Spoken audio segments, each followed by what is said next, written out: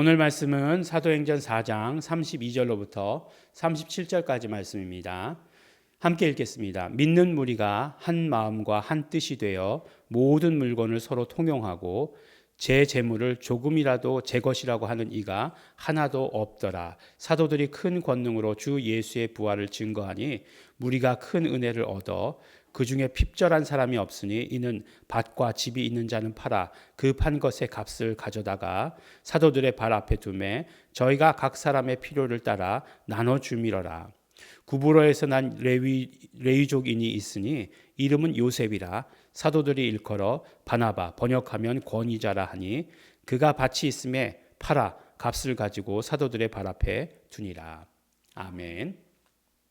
네, 오늘은 굉장히 짧은 구절인데 계속해서 우리가 예수 이름만 말하다가 그 다음에 이제 아주 그 삽입된 그런 어떤 성도들의 생활 같은 그런 모습이 있고 또 오늘 한 사람을 소개하는 그런 구절이 있습니다.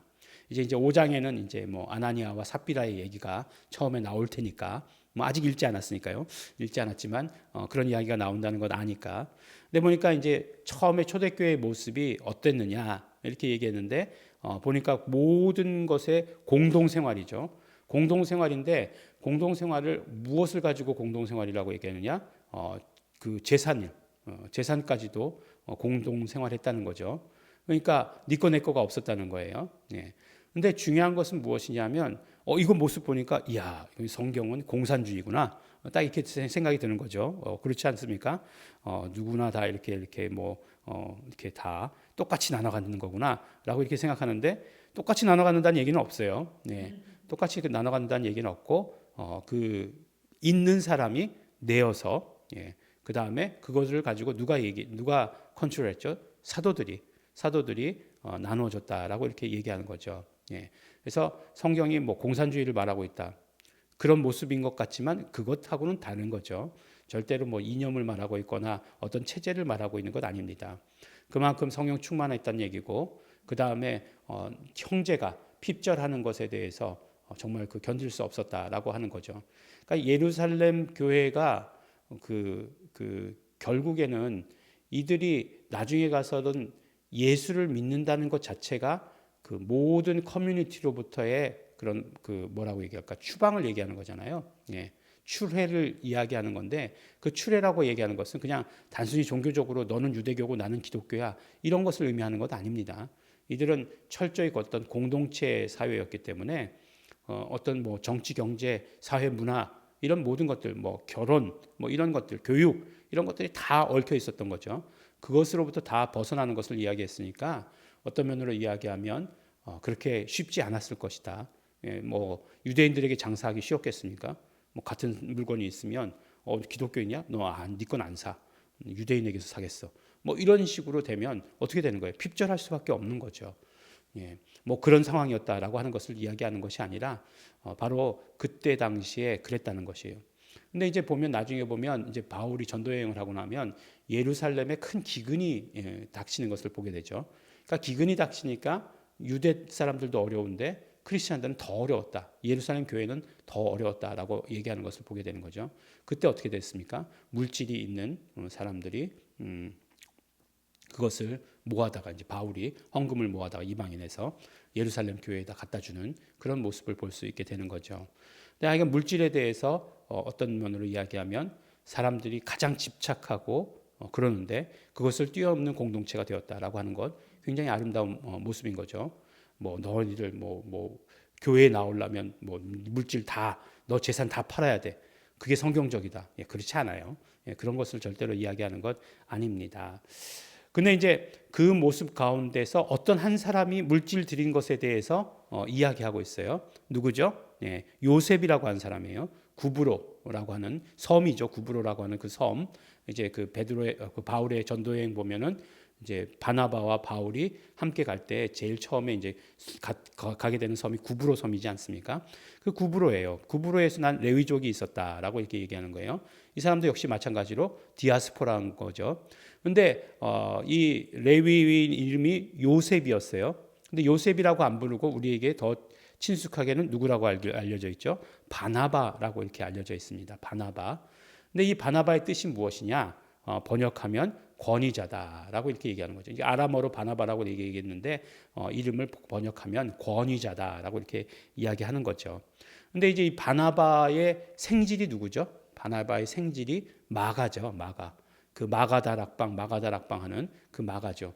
그러니까 마가의 누나가 그 예루살렘에 그 다락방을 가지고 있을 정도로 120명이 모일 수 있는 그런 방을 가지고 있는 그런 사람이면 어떻게 되는 거예요? 그런 부동산이 있으면 재력가다라고 이렇게 얘기할 수 있는 거죠. 그러니까 바나바도 물론 재력이 좀 있었다라고 얘기할 수 있는 것이고, 그런데 뭐라고요? 그 밭이 있었는데 그 밭을 팔아다가 그 다음에 그대로 헌금했다라고 이렇게 이야기하고 있습니다.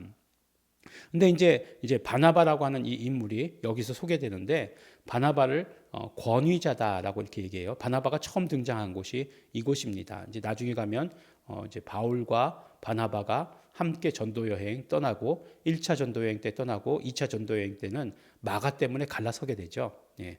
갈라서게 된 다음부터 바나바의 이름은 나오지 않습니다. 근데 이제 바나바라는 사람을 그 이름이 권위자라고 얘기하는데, 헬라어로 얘기하면 파라클레시스예요. 파라클레시스.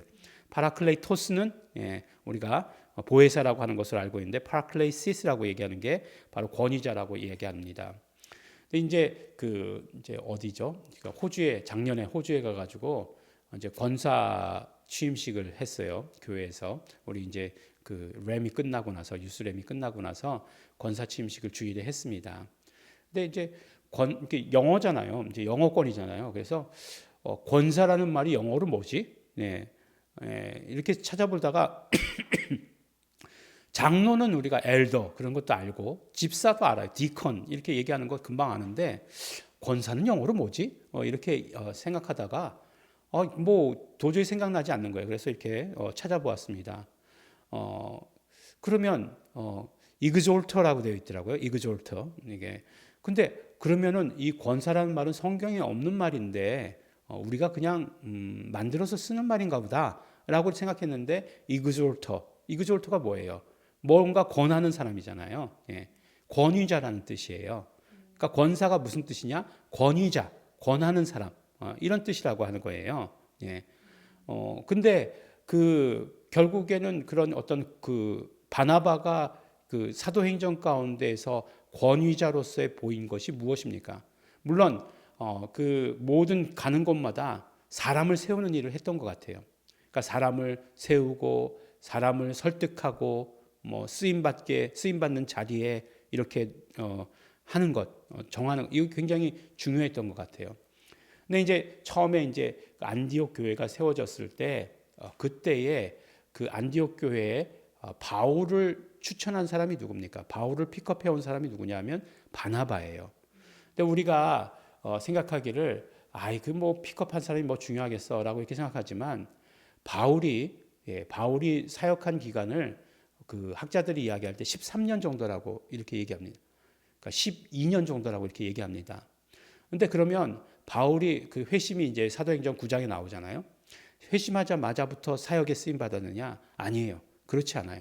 우리가 뭐 갈라디아서를 보면 아라비아 사막에 가서도 3년을 지낸 것으로 나와 있고, 그 고향인 다소에 가서도 지낸 것으로 나와 있어요. 그게 몇 년일까요? 그 훈련받는 기간이 12년이에요. 13년이에요. 13년. 그러니까 12년을 쓰임 받기 위해서 13년을 훈련받았다는 거예요. 예. 사실은 이 부분에 대해서 조금 더 강조해야 될 부분이다라고 이렇게 생각합니다. 왜냐하면 굉장히 우리가 어떤 사역을 한다라고 얘기할 때 그냥 나에게 뜻이 있고 내가 조금 뜨거우면 바로 사역에 투입될 수 있다라고 이렇게 생각하는 그런 경향이 많은 것 같아요. 물론 뜨거울 때 사역을 시작해야 되겠죠. 그건 뭐 맞는 말일 수도 있겠지만, 그러면 그 훈련 받다가 식어지는 동안에는 어떻게 해야 되는 거야 하는 거예요. 그리고 또 한 가지 더 중요한 것은, 절대로 성도들은 그런 어떤 그 사람의 사역의 시험 대상은 아니라는 거예요. 그러니까 훈련 받은 다음에 사역에 임해야 된다는 것이 절대적인 원칙이죠. 그래서 어떤 면으로 이야기하면 사역자 훈련 기간이 굉장히 깁니다. 뭐 대학교 4년 나와야죠. 신대원 3년 나와야죠. 일단 그럼 7년이잖아요.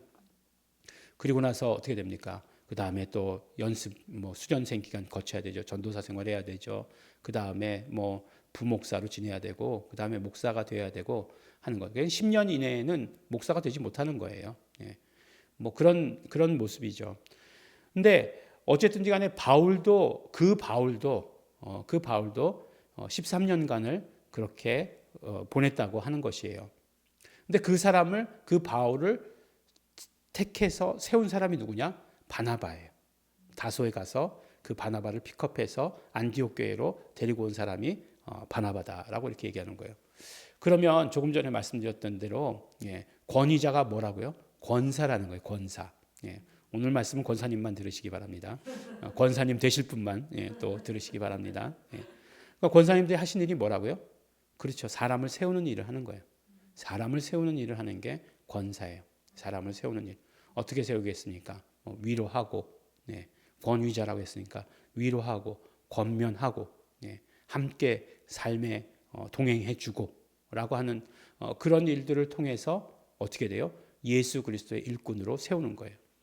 바나바가 바울이 등장한 다음부터 이제 2차 전도 여행부터는 바나바의 이름을 우리가 볼 수가 없어요. 그럼에도 중요한 것은 무엇이에요? 바울을 픽업해낸 사람이라고 하는 거. 그 바울이 어떤 사람이에요? 만약에 바울이 없으면 복음서를 우리가 이해할 수 있었겠느냐라고 말할 정도로 그런 중요한 역할을 했던 그 바울. 그 바울을 사역 가운데 이끌어낸 사람이 바로 바나바다.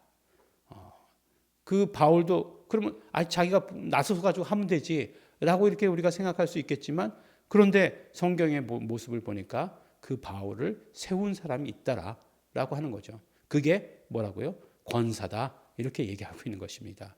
그러니까 바나바의 모습이 어떤 모습이라고요? 성경에 나오는 권사의 모습이다라고 하는 것을 오늘 우리에게 알려주시는 거죠. 우리 바나바 권사님, 권사회를 이름을 바나바 권사회 이렇게 지었으면 좋겠다라는 생각도 없지 않아 듭니다. 근데 아무도 잘 모르는 것 같아요. 바나바가 권사의 모습이라고 하는 것. 우리가 이제 성별에 갇혀 있어서 그래요. 성별에 갇혀 있어서 이제 남자를 그 바나바의 권사의 모습으로 이제 떠올릴 수는 없는 거죠. 그래서 맨날 권사회 그럼 루디아 권사회 무슨 뭐 여전도의 이름이 맨날 그렇죠. 그런데 권사회 그러면 바나바 권사회 이렇게 하면 정확하게 그 성경에서 나오는 그 의미와 맞아 떨어질 것이다라고 이렇게 생각이 됩니다. 우리 권사님들이 아니라 할지라도 우리는 세우는 자들이 되어야 돼요. 권위자들이 되어야 합니다. 우리 예일중앙교회 그래서 예일중앙교회에 많은 바울과 같은 그런 인물이 나오게 될지 어떻게 합니까? 나는 빛도 없고 이름도 없이 사라진다 할지라도 그것을 권위자로서의 역할을 감당했다는 것으로서 성경에 이렇게 기록될 수 있다면 얼마나 기쁜 일이겠습니까? 우리 권위자로서 권사로서 사람을 세우는 일을 하시는 우리 성도 여러분 되시기를 예수 이름으로 축원합니다. 기도하겠습니다. 하나님 아버지 감사합니다. 오늘 아버지 하나님 우리 말씀을 통해서 우리의 직분, 우리의 사명이 무엇이 되어야 되는지 또 알려주시니 너무나 감사하고 고맙습니다. 우리가 그 직분 받았기 때문에 그 일을 하는 것이 아니라 우리가 그 모든 일들을 모든 사람들이 모든 성도들이 사람을 세우는 일에 쓰임받을 수 있도록 하여 주시옵소서. 우리 모두 권위자의 모습 될 수 있도록 바나바의 모습 될 수 있도록 축복하여 주시옵소서. 감사드립니다. 예수님 이름으로 기도드렸습니다. 아멘. 그러므로 우리 기도하실 때 성령님 우리 쓰임받는 자 되기를 소원합니다. 온전히 쓰임받게 하여 주시옵소서. 교회를 세우고 교회의 사람을 세우는 일에 나도 쓰임받게 하여 주시옵소서. 우리 간절히 구하시면서 통성으로 함께 기도하시겠습니다.